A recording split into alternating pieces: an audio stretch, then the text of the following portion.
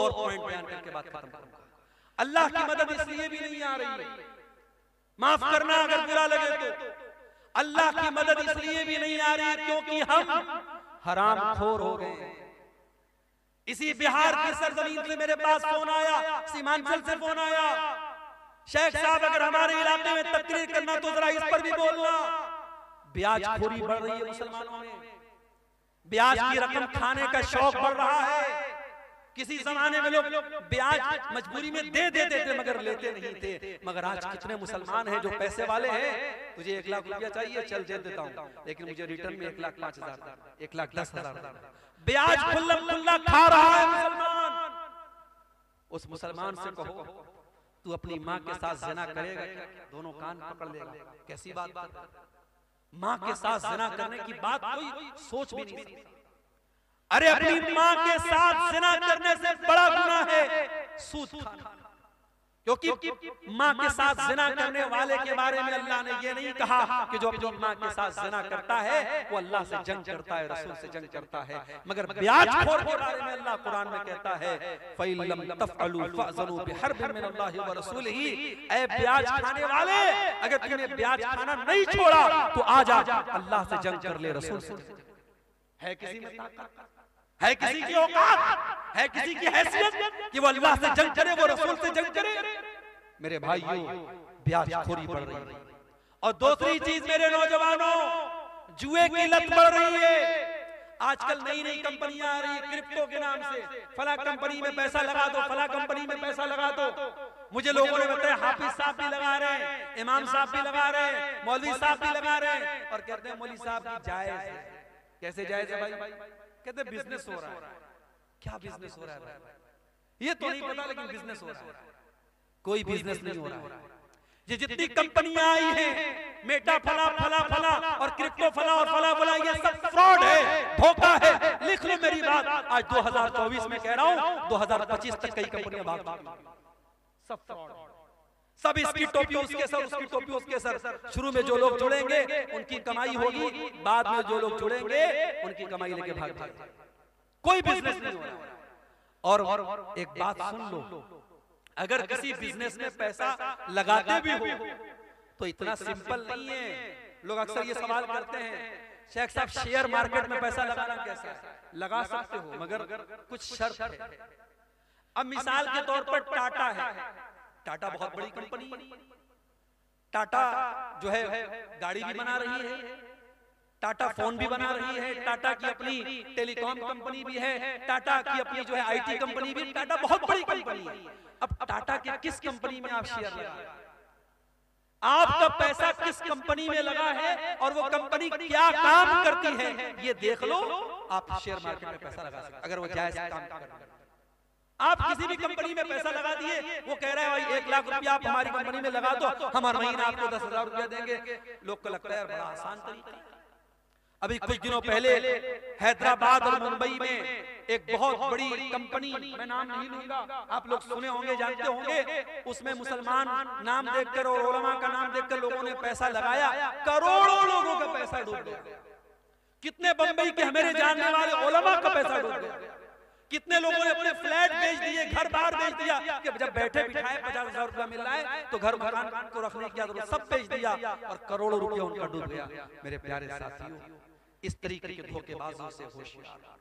आप अपने पैसे को हलाल जगह लगाओ, जायज जगह लगाओ, अल्लाह का नाम लेके लगाओ।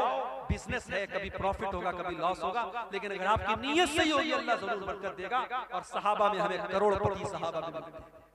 याद रखो, पूरी अमानतदारी के साथ और पूरी बसीरत के साथ कह रहा हूं, पैसा कमाओ। हमें उलमा की भी जरूरत है, हमें पैसे वालों की भी जरूरत है। ये पैसे वाले न हो मदरसे नहीं चल सकते।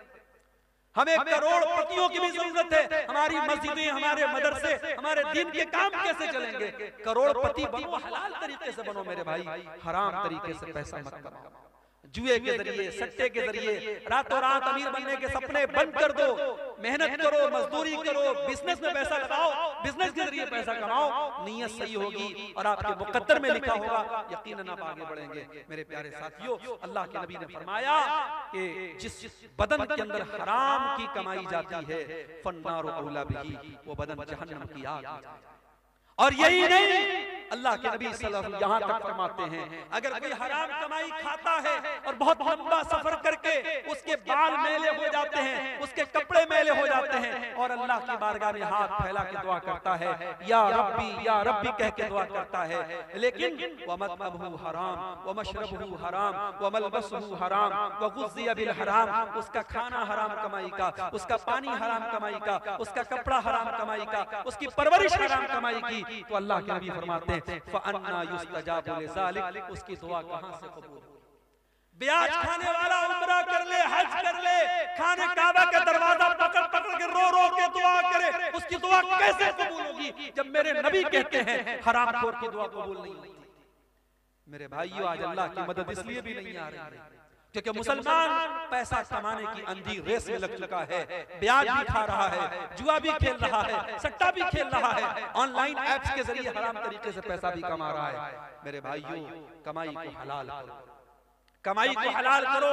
सलफ कहा करते थे अतिब मत मामा का तो जब दावत का, अपनी कमाई को, अपने खाने को हलाल कर लो, हमारी दुआ कबूल होगी, अल्लाह की मदद आएगी अगर हमारी कमाई हलाल हो जाए। इसी तरीके से मेरे भाई, अगर हम चाहते हैं कि अल्लाह की मदद आए, मेरे नौजवान साथियों, आपको अपनी जवानी की हिफाजत करनी पड़ेगी, अपनी जवानी की अहमियत को समझना पड़ेगा। अल्लाह की कसम दिल दुखता है जब फजर की नमाज में ये चंद बूढ़े हमें मस्जिद में नजर आते हैं। नौजवान कहां मर गए, मेरी कौम के नौजवान कहां मर गए? वो रात को 2-2 बजे तक, 3-3 बजे तक व्हाट्सएप पर चैटिंग करते रहे, लड़कियों से बातें करते रहे, अय्याशियां करते रहे, फेसबुक की रील्स देखते रहे, यूट्यूब के शॉर्ट देखते रहे, बेहयाई के मनाजिर देखते रहे। रात को 3-3 बजे तक हमारा नौजवान ये सब देख रहा है। और फजर की अजान जब होती है और मुअज्जिन कहता है अस्सलातु खैरुम मिनन नौम, नमाज नींद से बेहतर है, हमारा नौजवान बिस्तर पे सोया रहता है। मेरे नौजवानों, ये अजान की आवाज सिर्फ 70 साल वालों के लिए नहीं, आपके लिए भी है। और मेरे रब की कसम, आप जब फजर की नमाज में उठ के जाते हैं, शैतान जलील होता है, शैतान पछताने लगता है कि मैं इस नौजवान को कैसे रोक नहीं पाया, इसको मैं फजर की नमाज में कैसे मैं रोक नहीं पाया। नौजवानों, अपने आप को नमाज का पाबंद बना। और बाद नौजवान मुझसे पूछते हैं, मेरे पास व्हाट्सएप पर मैसेज भी आता है, शेख साहब गंदी आदत में पड़ गया, गंदे वीडियोस देखने की आदत हो गई, लड़कियों से चैटिंग करने की आदत हो गई, हराम काम की आदत पड़ गई। शेख साहब को ये इलाज बता दीजिए, कोई तरीका बता दीजिए। आओ तरीका बताता हूँ कुरान की रोशनी। गंदी आदतों से बचना है, बुरी आदतों से बचना है, अय्याशी से बचना है, मोबाइल के गलत इस्तेमाल से बचना है। एक नुस्खा बताता हूँ, नोट कर लो मेरे भाई। कुरान में अल्लाह फरमाता है फखलफ मिन बादिहिम खल्फुन अदाउस सलात वत्तबउश शहवाति फसौफ यलकौन गय्या।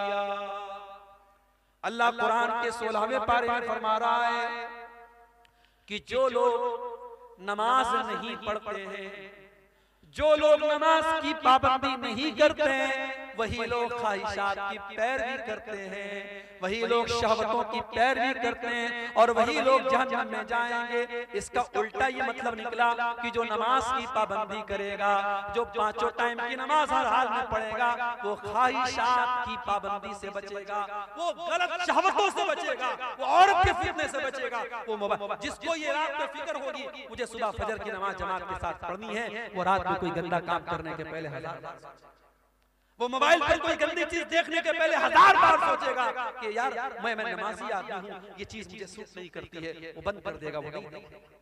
अगर बचना चाहते हो नमाज की पाबंदी करो। और यही बात अल्लाह कुरान के 21वें पारे में कहता है उतलु मा उहिया इलैका मिनल किताब व अक़िमिस सलाह इन्नस सलाता तन्हा अनिल फ़हशाई वल मुनकर। ऐ नबी, कुरान की तिलावत करो और नमाज की पाबंदी करो। नमाज बेहयाई और बुराई से रोकती है। ये 2 काम कर लो, कुरान की तिलावत पाबंदी से करो और नमाज पाबंदी से पढ़ो, फिर देखो बेहयाई से बचते हो कि नहीं बचते हो, बुराई से बचते हो। मेरे भाइयों, नमाज की पाबंदी करो। और नमाज कोई मामूली चीज नहीं है, टेंशन को दूर करने वाली चीज नमाज।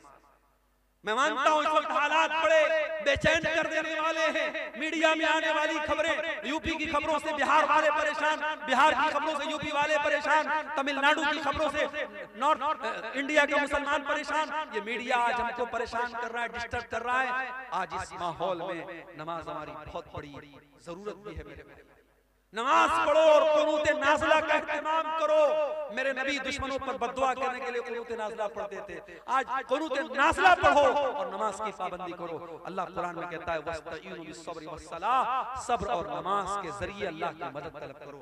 मेरे भाई, मेरे नबी जब टेंशन में होते थे, परेशानी में होते थे, हजरत हुज़ैफा रज़ियल्लाहु ताला अन्हु कहते हैं अल्लाह के नबी नमाज के लिए खड़े हो जाते थे। आज हमें नमाज की अहमियत पर भी तवज्जो देने की जरूरत है। और आखिरी चीज, हमारी माएं बहनें इस उम्मत की बड़ी कीमती मता है। इस उम्मत की माएं बहनें, इस उम्मत की औरतें इस उम्मत की बहुत कीमती दौलत है। क्यों? क्योंकि ये किसी की माँ बनती हैं, किसी की बीवी बनती हैं, किसी की बेटी होती है, किसी की बहन होती है। एक औरत के कई रूप होते हैं और इस्लाम ने औरत के हर रूप की बड़ी इज्जत दी। इस्लाम में औरत को पूजा तो नहीं गया, औरत की इबादत तो नहीं की गई। इस्लाम में इबादत सिर्फ अल्लाह की है, मगर औरत अगर माँ है तो इस्लाम ने कहा उसकी इज्जत करो, उसके कदमों के नीचे तुम्हारी। औरत अगर बीवी है, कुरान कहता है वमिन आयातिही अन खलक लकुम मिन अनफुसिकुम अज़वाजन लितस्कुनु इलैहा।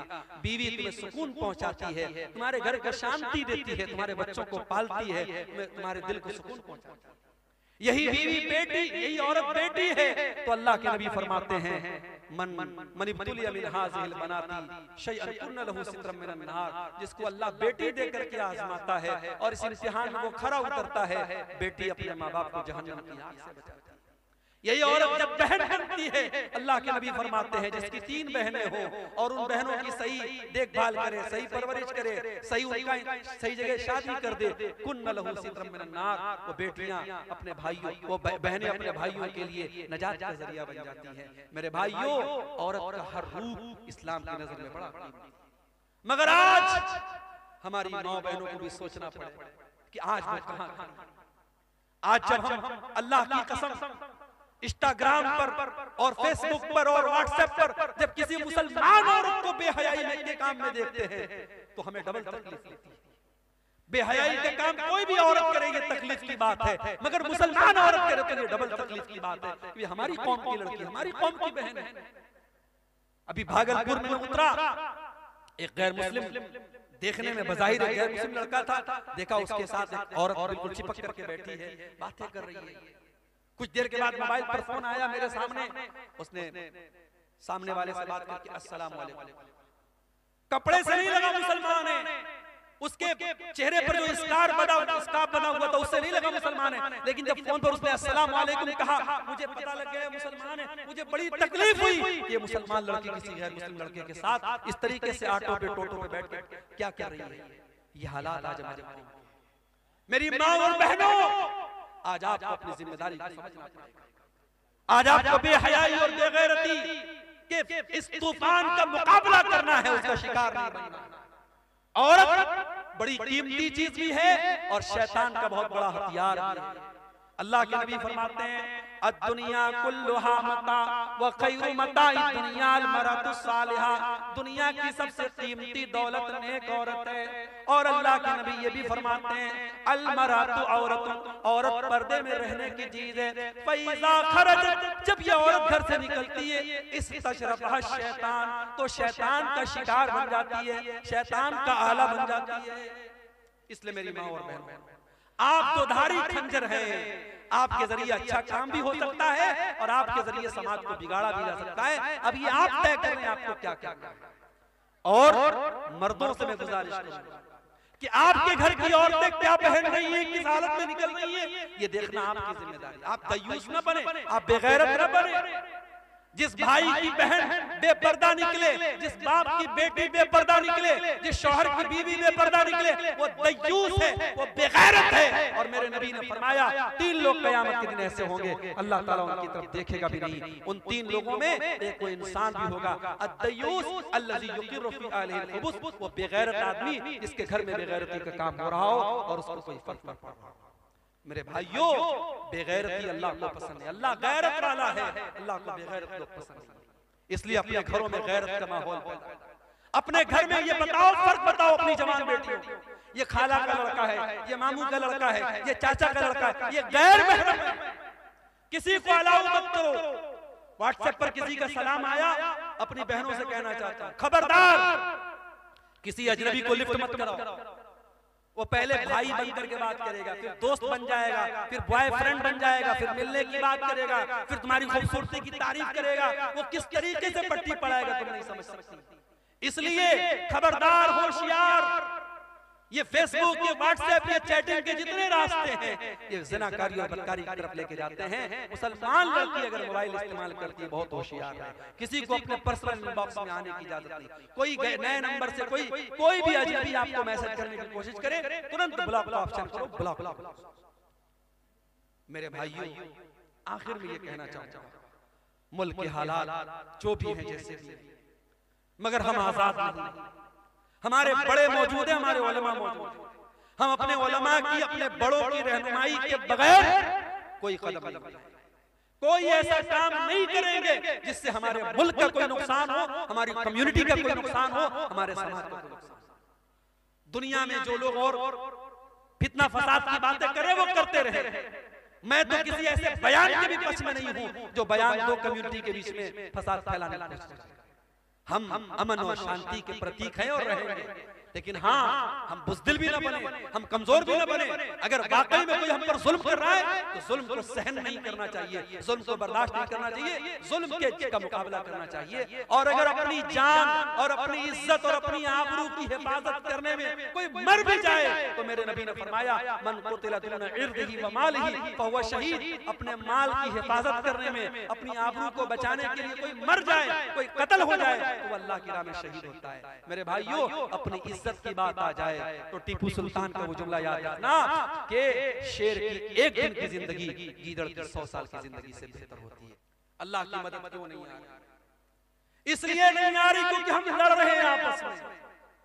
मौलाना जरजीर साहब गिरफ्तार हुए, बनारस के बरेलवियों ने, हमारे बरेलवी भाइयों ने, कितने भाइयों ने मिठाइयां तकसीम की कि चलो अहले हदीस का मौलाना गिरफ्तार हो गया, चलो हमारे मसलक के खिलाफ तकरीर करने वाला और दूसरे मसलक का मौलवी गिरफ्तार हो गया। लोगों ने खुशियां मनाई थी और उन्हें एक बहुत अच्छी नजीर मिल चुकी है, एक बहुत अच्छी मिसाल मिल चुकी है।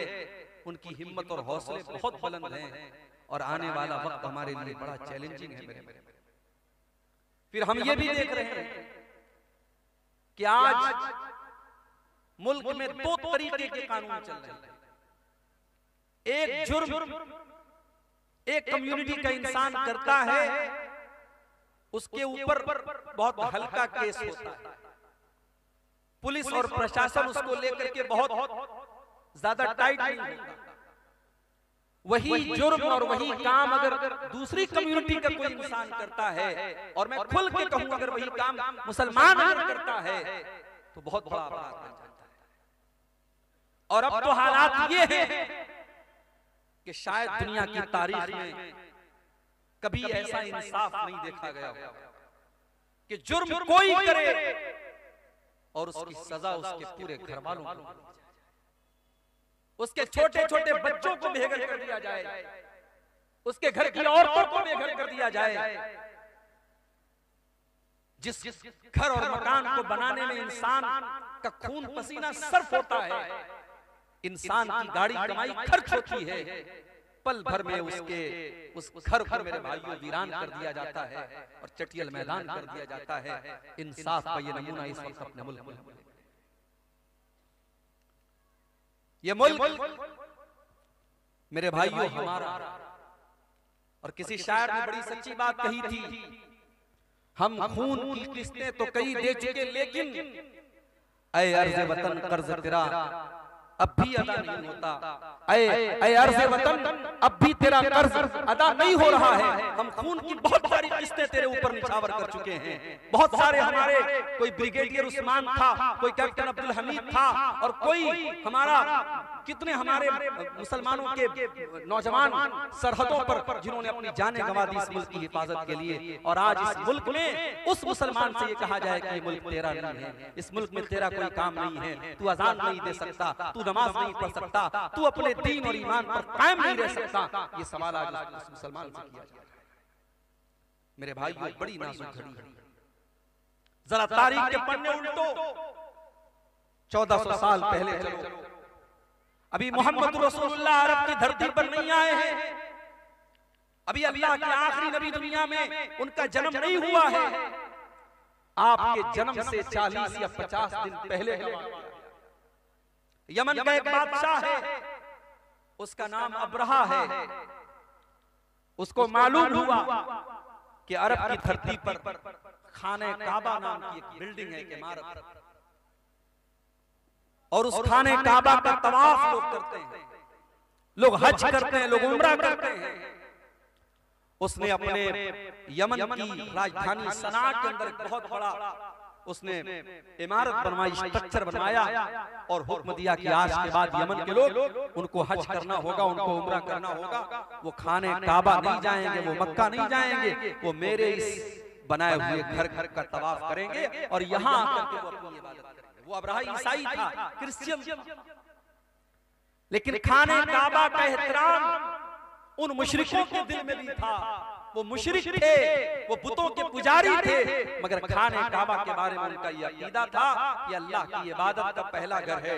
ये इब्राहीम अलैहिस्सलाम ने इस घर को बनाया है, और इब्राहीम अलैहिस्सलाम से पहले भी ये घर मौजूद था। ये धरती पर अल्लाह की